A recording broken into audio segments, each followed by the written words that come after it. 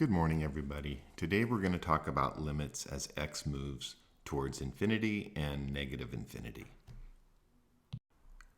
We can write these limits as follows, and we say the limit as x goes to negative infinity of f of x, and the limit as x goes to positive infinity of f of x.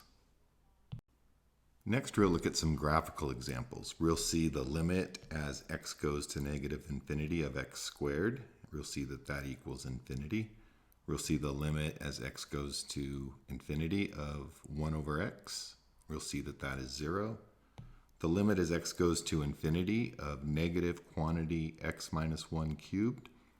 That goes to negative infinity. And the limit as x goes to infinity of sine x over x is 0.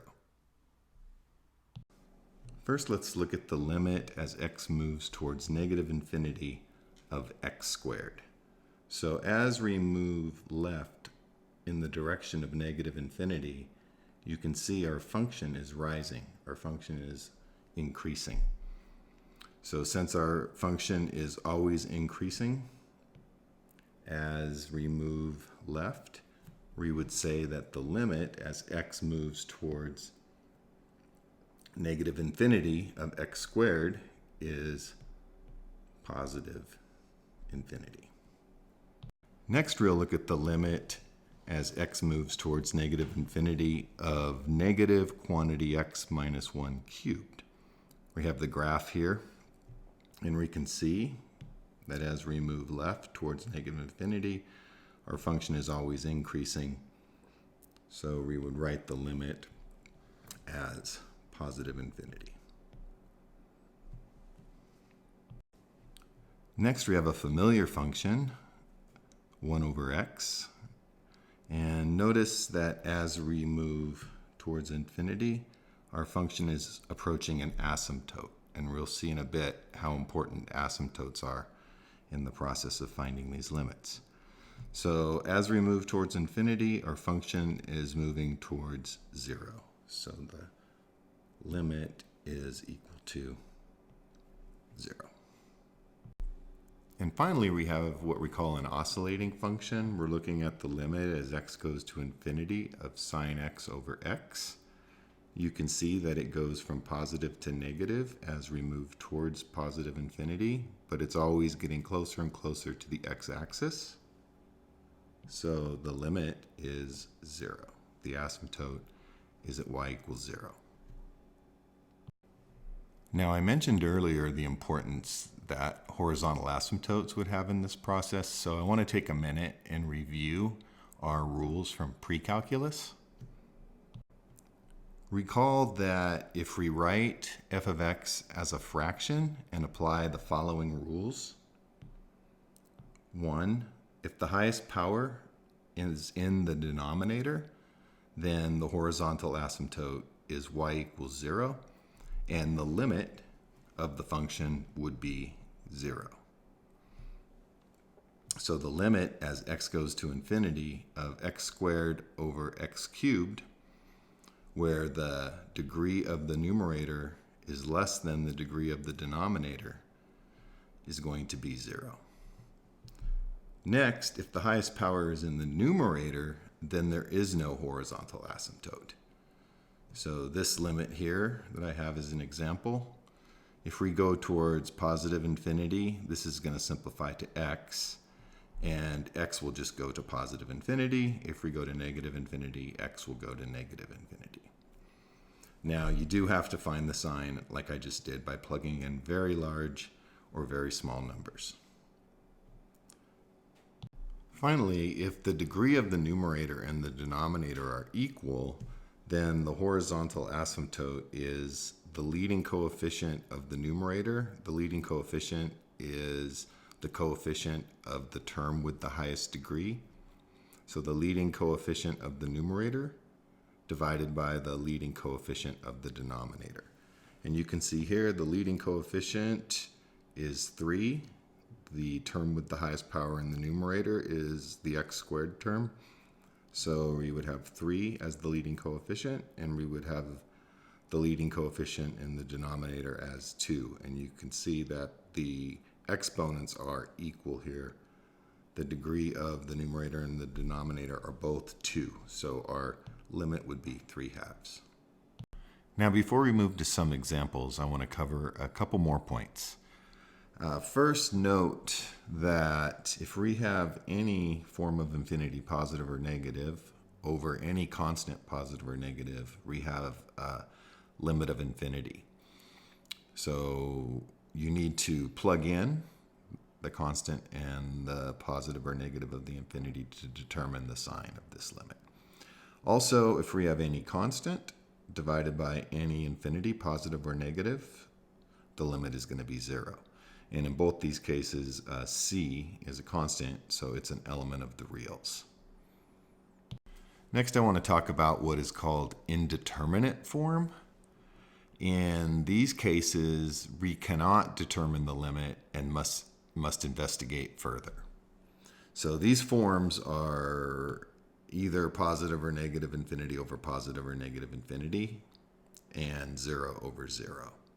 So once again, if we get a result of infinity over infinity or 0 over 0, then we cannot determine if the limit exists. We know from our horizontal asymptote review that the limit here as x goes to infinity of our function is 0 because the degree of the numerator is 2 and the degree of the denominator is 5. So that tells us that we have a horizontal asymptote at 0, so our limit is 0. Now I want to take an opportunity to take an algebraic look at this limit. So we can write the limit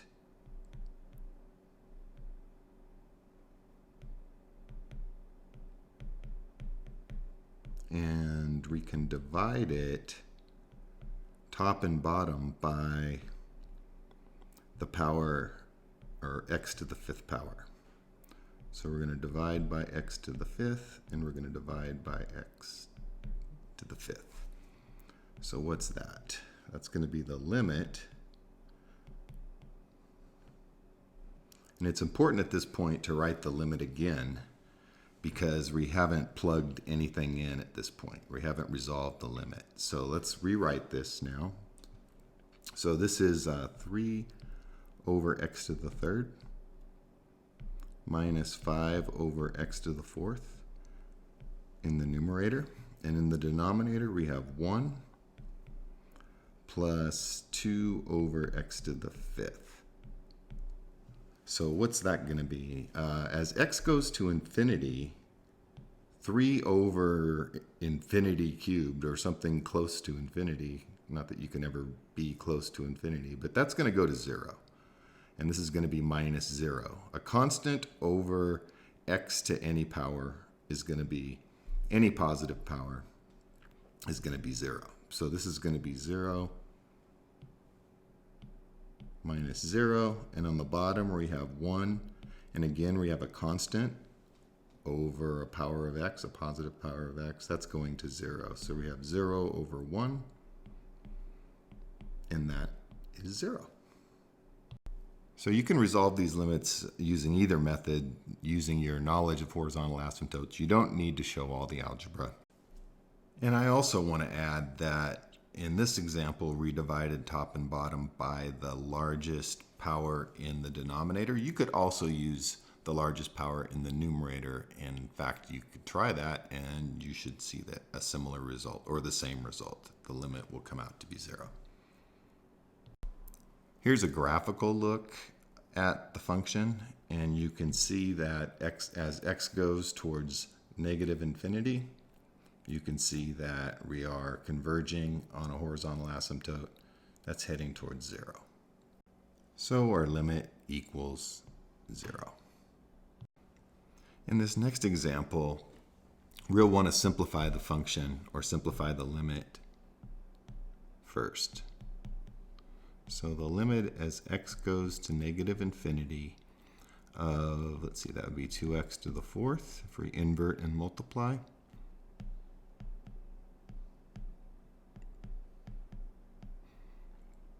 And let's write that as a fraction. Now you can see that the degree of the numerator is greater than the denominator. So we know that this has a limit of infinity. But what's the sign of our infinity? Remember, in this type of limit where the degree in the numerator is greater, we need to do some plugging in to determine the sign. Now, really what we care about most is this dominant term. In fact, that's all we really care about when we're talking about limits, because as x gets really, really big or really, really small in the case of negative infinity, that's the term that's going to grow way faster than the other terms, and it's going to basically outrun them. So let's look at the limit as x goes to negative infinity of negative 3 x to the 5th over 1.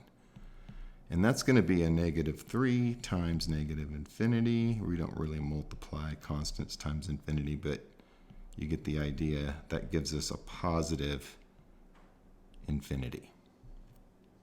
So make sure you check the signs in the case where the numerator degree is greater than the denominator degree. Here's a look at our function, and you can see that as we head left towards negative infinity, our function is heading upward towards positive infinity. So we could say that our limit is positive infinity. Finally, let's look at an example where the degree of the numerator is the same as the degree of the denominator. So remember, the degree is the highest power.